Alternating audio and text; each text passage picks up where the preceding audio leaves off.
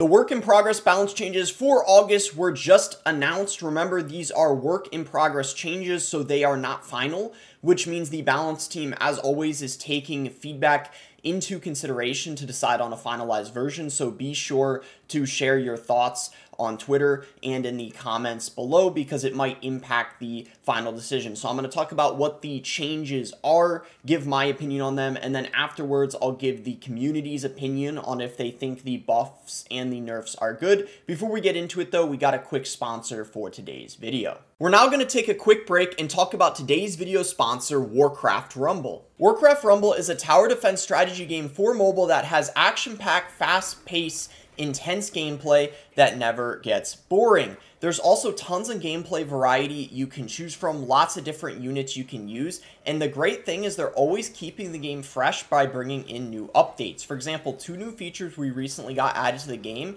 are Moonglade and Cenarion, which are really cool. You first want to start off in the campaign mode, work around the map, progress through different maps and levels where you're going to fight against different enemies and bosses, and then once you collect enough sigils, you unlock something called the PvP mode, which is more competitive and really fun because you get to play against real players. Another cool feature in this game are guilds where you can socialize, and I actually have my own if you guys want to join. It's just YouTube space, boss space CR. As you guys can see, there's still some spots available. So what are you guys waiting for? Get in on the action today by clicking the link in the description below to download Warcraft Rumble. Here we go. So first one is going to be a nerf to the arrow spell. The tower damage is being decreased by 16%.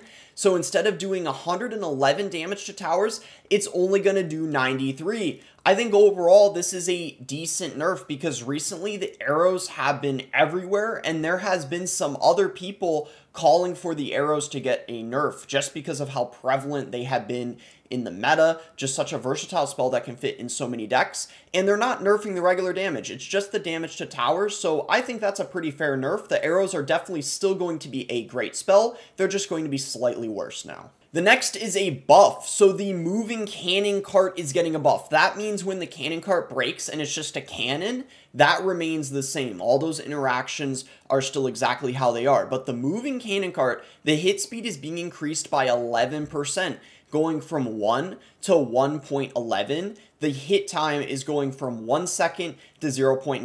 I really like this buff. The cannon cart has been a below average card for quite some time now, and this buff might finally allow it to be seen a bit more. I really like this one. The next buff is the Electro Wizard. It is getting a spawn radius increase of 20%, so it's going from 2.5 tiles to 3 tiles. I personally think this is a very small buff, and in a lot of situations it's not going to help it, but it's still something, and I like it because the Electro Wizard has been a weak support card for quite some time. You really only see it in P.E.K.K.A. and not really other decks besides that, so that might help it be a little bit more viable in other things, and I think it's good. It just might be a very small buff and not super noticeable. The Goblin Machine is getting a buff. This is definitely needed in my opinion because the last balance change where it got multiple nerfs definitely killed it, and it has been very bad since then. So they decided to increase the rocket hit speed by 14%, so it's going from 0.250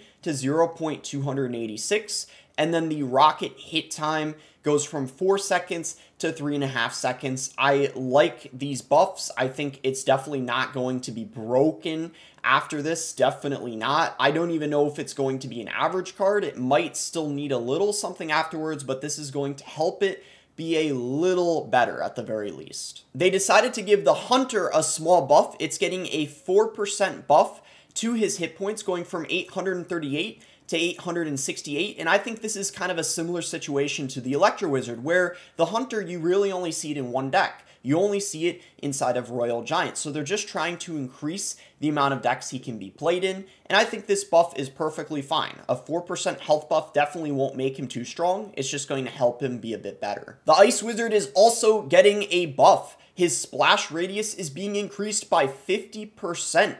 Going from 1 tile to 1.5. I think that this is a pretty significant buff, and we might be seeing him a lot more again, especially inside of graveyard decks or paired with the Expo. I like this one overall because the Ice Wizard for a long time has been pretty weak. And lastly, the Void spell is getting a rework. Now, obviously, we know whenever they say rework, that definitely means it's either going to end up being a buff or a nerf. A rework is just a fancy way of saying the card is getting changed, and then as time plays out, we actually see if it ends up being a buff or a nerf. If I had to make a prediction, this is definitely a nerf to the Void, if I had to guess, and most other people from what I've seen have thought so as well. So what's happening is the main strike, the one that deals the most amount of damage to a singular unit, is being reduced by 13%, going from 544 to 472. This is going to change some interactions. I believe it's not going to be able to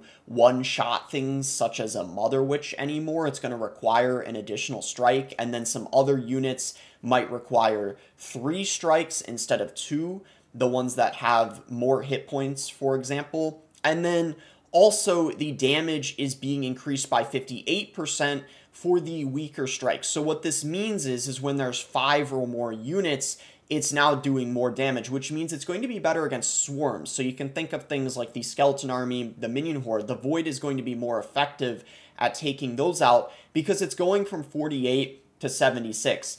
I overall, though, think that this is a small nerf to the Void. I think the Void is still going to be very good, but the main use people typically use it for is to kill units that have a lot of hit points, which is why I think this rework is going to end up being a small nerf to the Void. Now let's get into what some other people are saying about these balance changes. There's only 7 of them this time around. They probably didn't do as many because they also did balances last month, and oftentimes they typically do balances every 2 months. Okay, let's get into what the community thinks of these balance changes. Nerf Evolve Wizard and Evolve Drill ASAP. Evo recruits also need one, and nerf Void harder. Come on, this ain't gonna do much.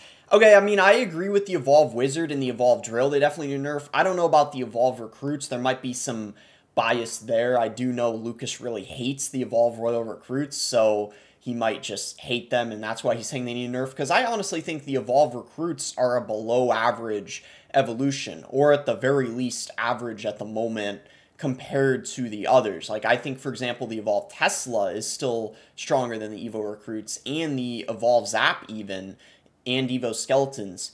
Great to see Void and Arrows receiving well-deserved nerfs. Where is Evolve Wizard? Great buffs, but what are these semi-weak nerfs? Evolve Wizard is still the best evolution and needs to be nerfed, but otherwise decent changes. Evo Wizard, Evo Wizard, Evo... Yep, so it seems like everyone is saying the Evolve Wizard certainly needed a nerf, and they missed that one. The Electro Wizard should be a damage buff instead, like 5% or whatever it needs to one-shot spirits. Yeah, I agree. The spawn damage, I don't know how much it's really going to help it. A damage buff might have been slightly better. Well, that's about it for the August balance changes. As per usual, the Clash Royale community is never going to be happy and satisfied with the changes, no matter how good or how bad they are, for that matter. My personal opinion on them, I do like to see all these buffs. I think it's more exciting when buffs happen than nerfs. I think that's what a lot of casual players like to see as well too, but I do agree they probably could have included a couple more nerfs in this balance change, like the Evolve Wizard. Maybe they end up adding it to the finalized balance changes. We will see though.